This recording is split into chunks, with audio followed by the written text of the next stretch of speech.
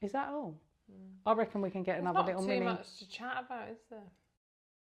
Oh yeah. Passing your driving test. Boom.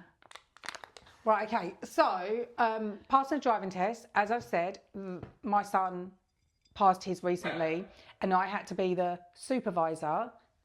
That's what he told me I was. I'm like, no, I'm teaching you how to pass your driving test. So he had lessons as well as doing. You're gonna have to explain it to me because I don't understand. Oh, okay, yeah, because Aidan will be doing it soon. It's different in Australia, isn't it? Yeah. To the UK. So in the UK, you basically have a sheet in the test where they mark off the things you do wrong, right? Mm-hmm. Whereas in Australia, I think you have to. It's less of what you do wrong and more of what you have to kind of achieve, if that makes sense.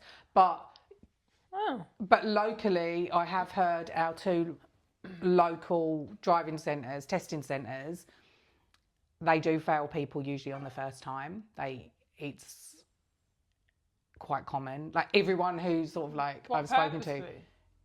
Well, yeah, I don't know. Like, I mean, they're not going to fail everyone for this, but I think there's... Like a money-making thing. I don't know whether it's a money-making thing or whether it's just like, oh, people would be better drivers if they do it second time. Anyway, they have to do 50 hours here, a certain amount of those in the dark. But 50 hours, does it have to be with... This is what I don't get. Does it have to be with a professional... No. So how can anyone prove that you've done the 50 hours? Well, you have to log it and sign it and put your driver's number next to it. And I guess... But you can lie. Well, I guess if the person goes for a lesson... I think they're going to change it to 100, so the driving instructor said. But if the person goes for a test and they don't pass, it's likely because they haven't been on the road enough. Because you can... We've got to remember there are different parts of it, like being able to drive and do the practical element of driving, especially in most cars nowadays are automatic because you just can't get cars that aren't unless, most people are driving automatics. So it's quite easy to drive, to do the practical thing of driving. Yeah. But having the experience of all the different possible things that can happen on the road and understanding that it's the behaviour of other people around you. Mm-hmm. And the environment. So say, for example, one of the things that I'd be like, I've got this thing, okay, where the language that I used to teach my son was like positive language. It was like, hug the curb of the road that you're going round. Do you know what I mean? Like, I wouldn't say, oh, slow down. I'd say, come to a gradual stop, which I think maybe they do. Oh, how did you, do that? Oh, there were times when I literally, the first time I was in the car, I was like, he got in a mood. And I was like, and he got out of the car, he got back in again. And do you drive, like in the UK, you would go to like a car park? Oh, you can go on the road.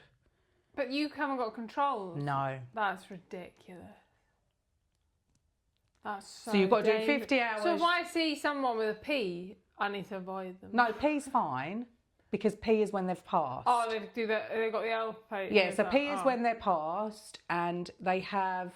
So basically it's you do your 50 hours or more. My son ended up doing more because he went to see his friends in Canberra for like a few weeks. So he had a big gap. So he ended up doing more when he got back, booked his test.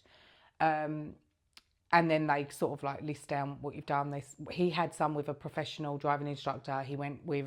myself, he went with my husband. So he had experience of different people being in the car and going to different places as well. Because most of the time with me, whilst we did big drives on a couple of occasions, it was to and from taking them to school. So he would do the driving. So then once you pass the test, so you got to do the theory and then you have to wait 6 months before, sorry, that's my dog. Stop it, Patrick. You have to wait 6 months before you can do the hazard perception. So 2 different tests, theory tests. The theory isn't the same. Okay, because in the UK it's just a theory and the hazard is part of it, right? I don't know, I did a separate hazard perception. I was older, that's a different story. What are you doing? It took... Oh. No, I was old. I passed when I've only been driving like 15 years or something. Why didn't you do the hazard? I did do the hazard. I failed my first driving test for 3 counts of serious speeding. Because they show you a piece of paper that looks like a racetrack, and I just thought I've got to remember it, and I remember I was turning into a road called Pig Lane off of a really big road, and I do distinctively kind of remember in my peripheral vision he was doing this. The day was a really nice day. So then when we got back and he went, it's bad news, I'm afraid. And I thought in my head, really? I was thinking I drove really well, right? So then my driving instructor told me, you need to take calms. You need to have calms. I thought, you don't give me anything because even on coffee. So anyway, calms was meant to make you chilled out. So anyway, I failed my second one because someone was beeping behind me when I was trying to do my parallel park. Right. And because I was sucking on a calm. Right. Because I was sucking on a calm, which is like a herbal calming tablet, which he thought I needed because I was speeding on the first one. I was just like, whatever. Like, you know, clearly I failed because I can't do this and there's someone beeping behind me. Good advertisement for cars. Oh, whoops, sorry. I've tried them before. They really melt. Are they drugs? I don't know because the thing is, I'm one of those people, you give me anything, like if I had a handful of Nerds, for example, another brand, if I ate any sugar, I'd be like, right, I don't drink coffee, as you know. But what? But calms were chilling me out. If you were parallel parking, so you're reversing into this space. Yeah. I was at the point where I was reversing. What are you supposed to do? Like, don't they have to wait? She was meant to wait. I don't know whether it was a she. So how do you fail for them, beeping? Well, because I think I got to the point where I'm a bit weird anyway. I don't like people behind me unless do you know what I mean? Like, not just in the car, just generally. Like, if someone was standing behind me now, I'd be like, what are you doing? Yeah. So I think that was just like enhanced by the pressure of being, you know, in this place and this driving test and stuff. I can't remember the third time I failed. I passed on my sixth time. I am proud to say it took me 6 times. You're like that woman on the TV. Can I just say, like, I just had a baby. I'd started my own business. When I was going out to drive, I think it was just, it was another, you know, I didn't love my initial driving instructor when we were in Essex, and then we moved to Manchester. Right. And then they changed my driving test. They changed the time and the actual location the morning of the test. And I think my brain is better when I'm problem solving on the spot. So it was like I needed to be in that moment as opposed to go with emotions. You know, if I was going over I don't want to say the word route. If I was going over a route. I had to say route because this something different in Australia. The word route is something different in Australia. Well, I don't care. In my language, do they say route over here? I have to say route. No, it's route. Same as that internet box. No, we have to call it a router. Because the time I called my husband up and he said, say that again, and he put me on speakerphone, and I said, can you tell me how to like restart the router? All I heard in the background was all of his colleagues laughing. Right. I don't mind that. I'm not going to change the way I speak because of... But it's rude. Australia. The word is rude. All right. Americans call those things fanny packs. They're not going to stop calling it because they offend you. I saw someone calling that a yoni yesterday. What? A yoni? You never know before. It's a fanny pack. I feel really childish now. But we call it a bum bag. Bum bag. Yeah, fanny bag. Fanny bag. Anyway, so we've gone off driving a bit. Don't give Jordan sugar. Don't give Jordan coffee. Oh no, anyway. Don't give Jordan carbs. No. And don't let Jordan drive. No, joking aside, I would probably be ashamed of this in the past. But I'm actually really I think I'm a really considerate driver. I'm a competent driver. I think I did a really good job supporting my son driving, because when you fail so many times at something, which seems to be a pattern in my life, business, relationship, driving, when you fail, you are so much better at being a teacher, because you know what other people are feeling, what the potential things that could go wrong. And that really helped me when I was, supervising my son. And to be fair, he's a very good driver, but there's still that natural feeling of he's a kid driving the car. But they have changed the rules here. You can only drive, once you've won your P plate, you can only drive someone from outside the family, just one person. And you're not allowed to drive between midnight and 5 a.m.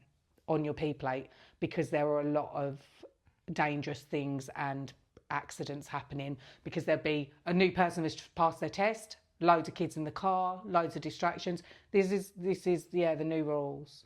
When did you come off P plates?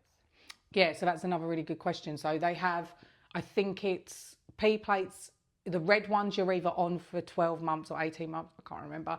But then the green ones you're on for like 6 months. And then you're... Oh, wow. Yeah, so it's a really good process in that respect, I think. Oh, okay. So it's not like the UK, you choose if you use a P plate. Yeah.